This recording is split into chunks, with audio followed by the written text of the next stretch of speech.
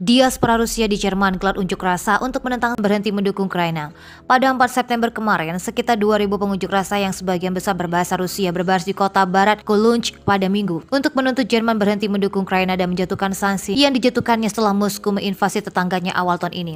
Unjuk rasa diselenggarakan oleh kelompok diaspora berbahasa Rusia di kota itu disambut oleh beberapa lusin pengunjuk rasa kontra yang juga berkumpul di bawah bayang-bayang Katedral Gotik Kolunj yang besar untuk menyatakan dukungan bagi Ukraina. Jerman adalah rumah bagi sekitar 3 juta orang dari latar belakang etnis Rusia. Banyak dari mereka sangat terpapar narasi Kremlin tentang dunia melalui televisi Rusia yang dikendalikan negara yang tersedia secara luas. Meskipun diaspora Rusia di Jerman sangat luas, hanya ada sedikit demonstrasi pro-Putin sejak dimulainya perang. Banyak pengunjuk rasa hari Minggu memegang bendera atau spanduk Rusia dengan tulisan NATO, aliansi militer Tanks Atlantik dicoret dengan garis merah. Penyelenggara mengumpulkan sumbangan untuk pasukan separatis yang didukung Rusia di wilayah Donbas, Ukraina. Sebagian orang Jerman yang merupakan pembawa roti mengatakan harga gas yang tinggi akan membuatnya tanpa pekerjaan pada akhir tahun, menyalahkan Jerman karena menolak untuk membuka pipa Nord Stream 2. Berlin mengatakan pipa yang sejauh ini kosong akan ikan merah karena Moskow tidak menghadapi kendala kapasitas dan menolak untuk mengirim gas.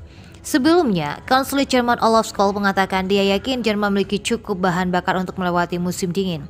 Media Rusia yang terkait dengan Kremlin membantah hal ini dengan mengatakan Eropa Barat akan membentukkan musim dingin ini karena kekurangan gas Rusia. Jajaran diaspora telah membengkak lebih lanjut oleh orang-orang Rusia yang meninggalkan negara itu sebagai protes atas invasi tersebut. Ivan Berulov, seorang pengunjuk rasa tandingan, mengungkapkan bahwa dirinya datang ke sini untuk menunjukkan bahwa ada banyak pembicara Rusia yang percaya bahwa Putin meluncurkan ke arah rezim fasis. Dia mengatakan dia telah dipenjara atas tuduhan bermotif politik di Rusia, melainkan diri setelah pembebasannya. Rekaman dari tempat kejadian menunjukkan polisi menahan setidaknya 1 pengunjuk rasa. Para pendemo anti-perang di Samrestil berusaha memblokir pintu masuk ke sebuah pabrik yang memproduksi senjata, di mana mereka adalah pengekspor senjata terbesar kelima di dunia. Polisi menggunakan semprotan merica dan pentungan terhadap pengunjuk rasa di kota Kassel, Jerman pada dini hari Jumat pagi ketika demonstran anti-perang berusaha memblokir pintu masuk ke sebuah pabrik senjata. Petugas mengatakan para pengunjuk rasa mulai melemparkan benda-benda ke arah mereka, setidaknya 1 orang ditangkap. Aktivis untuk gerakan melucuti senjata Reptil telah menyuruhkan protes ke seluruh negeri untuk mencoba dan menghentikan produksi dan pengiriman senjata termasuk untuk perang ke Ukraina. Para pendemo telah berusaha untuk menghalangi shift bagi memasuki pabrik paling Reptil Karlsruhe Mevel Megmen. Belakangan ini kelompok tersebut mengaku telah berhasil menghentikan produksi di pabrik pada hari itu.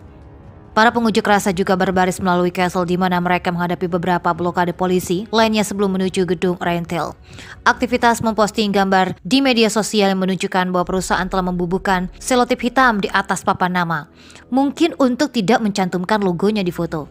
Jerman adalah pengekspor senjata terbesar kelima di dunia, berada tepat di belakang China pada tahun 2021. Di mana industri senjata Jerman $9,34 miliar, lompatan signifikan pada penjualan pra-pandemi sebesar $7,9 miliar. Dalam sebuah wawancara dengan surat kabar TASS, salah satu penyelenggara protes, Corny Laren, menyebutkan Rheintel dan perusahaan serupa sebagai pencatut penderitaan manusia. Ditanya tentang perang di Ukraina secara khusus, penyelenggara lain, Nina Kemper, mengatakan tidak ada yang namanya perang untuk perdamaian. Ada kemarahan publik tentang kenaikan inflasi di Jerman. Orang-orang memprotes di jalan-jalan melawan inflasi.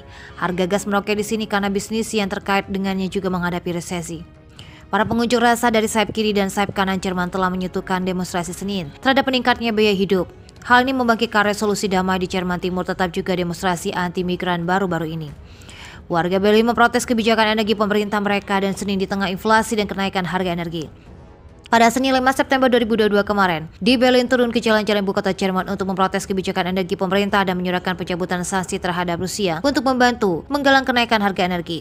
Protes itu muncul di tengah meningkatnya kekhawatiran publik tentang perlunya menstabilkan harga energi yang melonjak karena Eropa menderita akibat penganan sanksi yang dipimpin AS terhadap Rusia.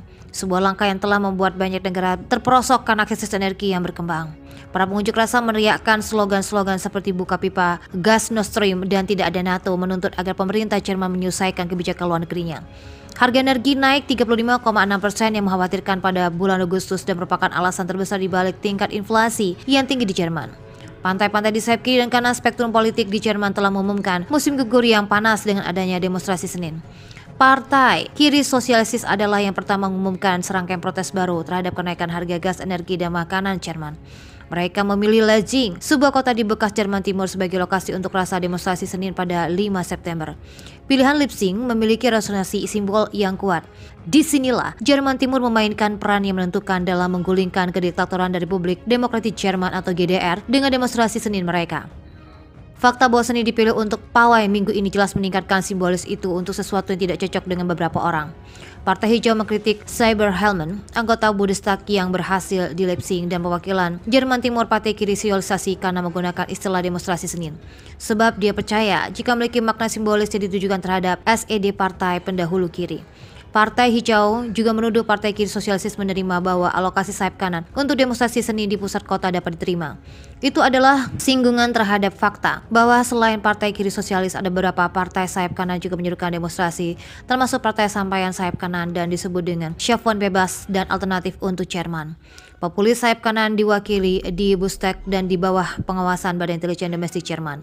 Kepemimpinan Partai Kiri Sosialis telah membela diri terhadap tuduhan karena mereka sadar akan bahaya yang datang dari sayap kanan, kata Jasmin Wehely berbagi kepemimpinan partai dengan Martin Schieber.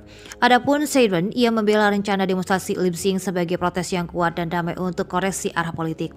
Wischer berpendapat protes terhadap konsekuensi ekonomi dan sosial dan perang di Ukraina tidak boleh dibiarkan ke kanan. Bagaimanapun Partai Kiri Sosialis adalah partai keadilan sosial. Tetapi eksistensi sayap kanan telah menunjukkan bahaya perampasan bersama-sama melawan mereka yang ada di atas sana. Di bawah slogan ini, partai terkecil telah mendaftarkan unjuk rasa di lokasi yang sama dengan Partai Kiri Sosialis dekat stasiun kereta api utama Leipzig. Partai Kiri Sosialis berhasil mengambil tindakan hukum terhadap hal ini. Label demonstrasi Senin telah digunakan berkali-kali sejak reunifikasi Jerman pada tahun 90-an, baik dari kiri maupun kanan. Tahun 2004, Partai Sosialisme Demokratik, pelopor lain dari Partai Kiri Sosialis saat ini, dimobilisasi melawan apa yang dikenal sebagai Agenda 2010, reformasi tunjangan pengangguran pemerintah saat itu.